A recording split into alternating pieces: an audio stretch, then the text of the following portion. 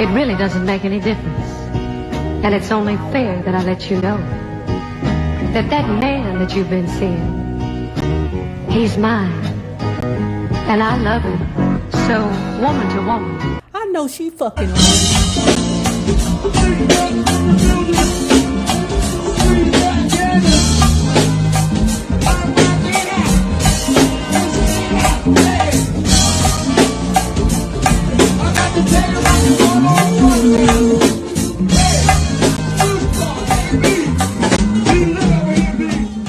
Lulu.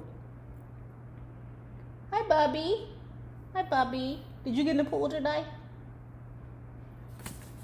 So, as recently as the Martin Bashir interview in 2003, Michael said that actress Tatum Oneil, who was 13 in the summer of 1977, was his first girlfriend.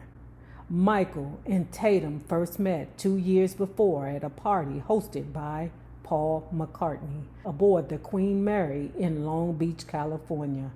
They had no contact with each other again until the spring of 1977, when Michael spotted Tatum with her father, Ryan Oneil, at a club in Los Angeles. Ooh, don't forget this, y'all. Remember when we read Call Her Miss Ross, and Donna Ross was super duper smitten by Ryan Oneil? Ooh, I mean super duper smitten.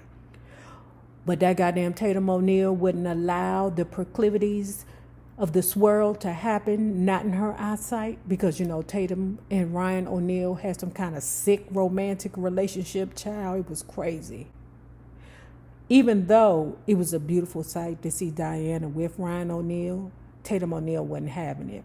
And this was during the time that they was taping the movie Little Darlings. Couldn't make a movie like that. Not now.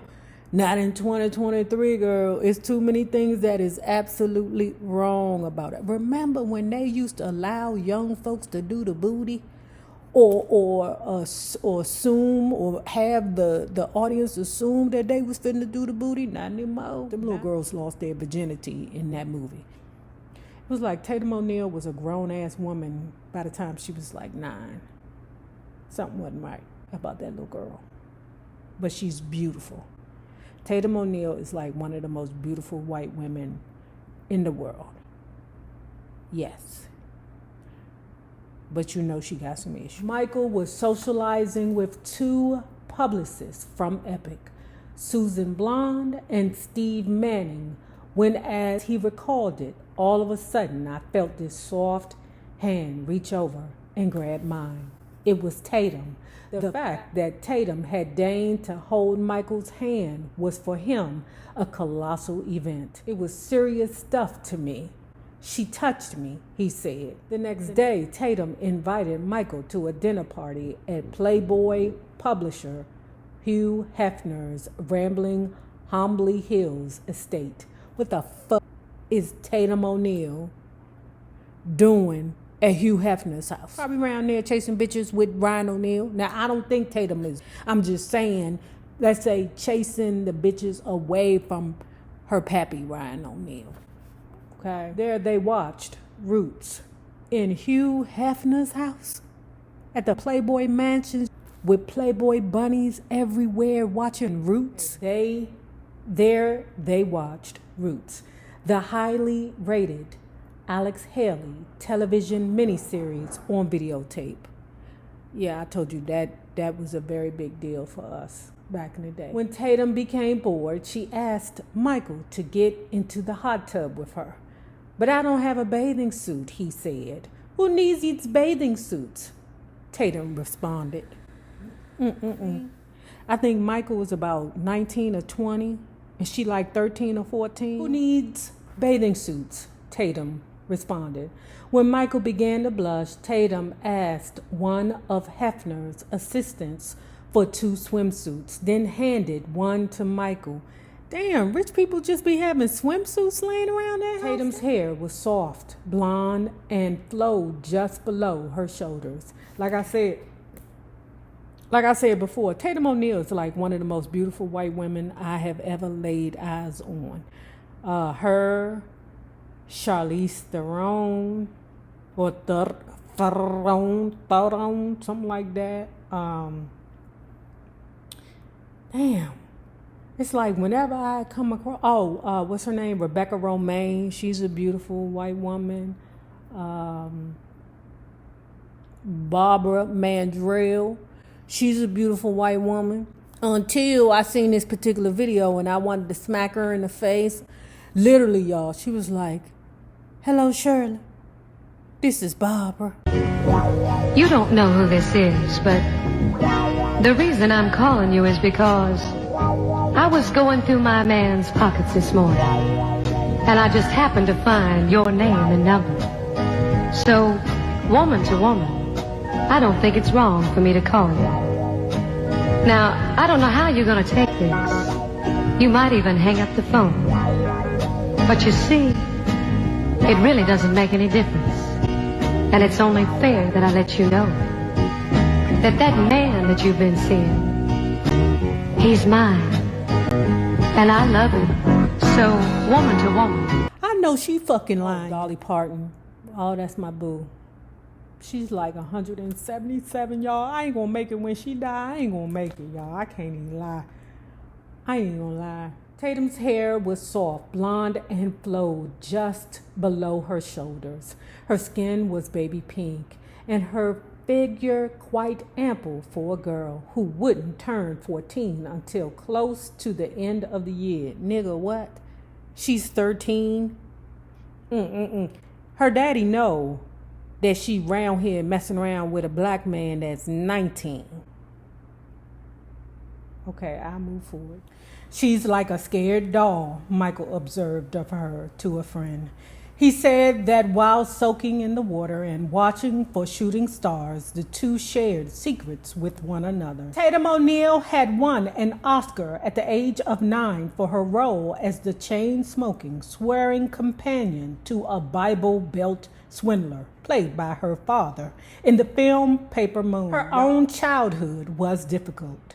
Born to actress Joanna Moore and Ryan Oneil, Tatum saw her parents split up when she was 3. For a while, she lived on a ramshackle ranch with a dying horse, some dead chickens, and a mother who was addicted to drugs. I never knew that. At 7, Tatum grew flowers in a wrecked car in the yard and cooked breakfast and lunch for herself and her younger brother, Griffin.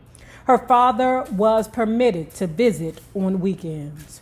When she was living with her mother, I could always tell what shape Tatum was in by the look of her hair, Ryan said. I knew if it was healthy, she was at peace with herself. If things were bad, there were clumps missing from her hair. She'd sometimes take scissors to herself. Joanna anguished and on the verge of defeat by 1972, decided to seek help from her ex-husband, who had been giving her $30,000 a year in alimony. Ryan paid for her rehabilitation, and she, in turn, surrendered 8-year-old Tatum to him. Tatum hated Joanna. I never knew this. Never. When the little girl went to visit her in the hospital, Tatum became so disgusted with her mother that she spat in her face. When she told Michael about her life, he said he had never heard a story so tragic. I never knew this, y'all. My mother is a saint, Michael said in 1977. When I hear about Tatum's mother and what she went through with her, it makes me thank God for Catherine. People think I have had a hard life, but look at Tatum's. That's why I like her, because she's a survivor. I get it. Unlike Michael, whose goal it was to be an entertainer, Tatum became an actress by accident. Ryan helped her get her first solo, mostly as a way to keep an eye on her while he worked on Paper Moon. When Tatum became a working actress, Ryan Oneil took over her career much the same way Joseph Jackson had commanded Michael's. I chose International Velvet for her, Ryan said. She didn't even read the script. I just said, this is the one you're going to do because I knew it was good. When Tatum complained about the way her father ruled her life, Michael emphasized with her. I know exactly what you're talking about, he told her. However, Tatum did make some of her own decisions. Once told Michael the story of how she turned down the role of the young hooker in Taxi Driver. But according to this book, which is crazy, Tatum turned down the role to be the Jodie Foster character because she didn't want to be no hooker. She wanted to be the taxi driver. Girl, first of all, you ain't even old enough to drive a fucking car. That's first of all, girl. However, Tatum did make some of her own decisions. She once told Michael the story of how she turned down the role of the young hooker in Taxi Driver, a part that eventually went to Jodie Foster. At the audition, Tatum said she wanted to play the part of the taxi driver. She was 12. The producer ignored Tatum's suggestion and kept talking up the role of the hooker. Finally, Tatum said, frankly, I think the part's too small. I did win an Academy Award, you know. I mean, come on, Tatum. In his autobiography, Michael wrote that Tatum was his first love after Diana. Tatum had indicated, however, that her relationship with Michael was strictly platonic. It's telling of the fantasy Michael has created around his childhood and teen years that the women he claims to have had romances with, including Diana Ross and Brooke Shields, we were romantically serious for a while, he wrote of Shields in his books, have all denied even having been intimate with him. Remember when Janet Jackson called Brooke Shields kangaroo butt? I don't like the bitch. She come around here too much. Michael Jackson's sexuality has been the subject of speculation since he was a teenager. Perhaps it was his high-pitched speaking voice, or maybe it was his bashfulness, and seemed so uncomfortable in his own skin that caused some to think that he was either concealing something about himself or had not yet come to terms with it. I am totally in love, y'all, with Major Harris's version of Love Won't Let Me Wait. His voice is very soft. Move a little close to me. You owe it to yourself, and I will selfishly take a little for myself, and it's because of you that love won't let me wait. And I love that falsetto. Like, what is that? Eddie Kendricks. Oh man, I didn't think that he was gay just because he sang real high pitch. Same thing with the Usher.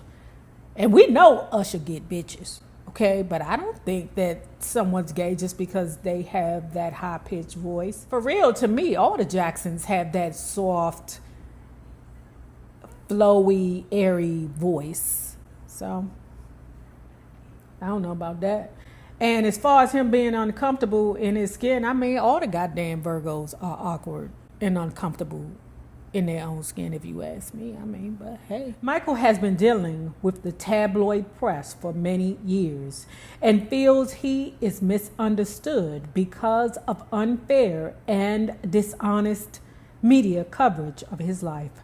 However, it was when he was 19 that he first became upset about a story that was not true. You say that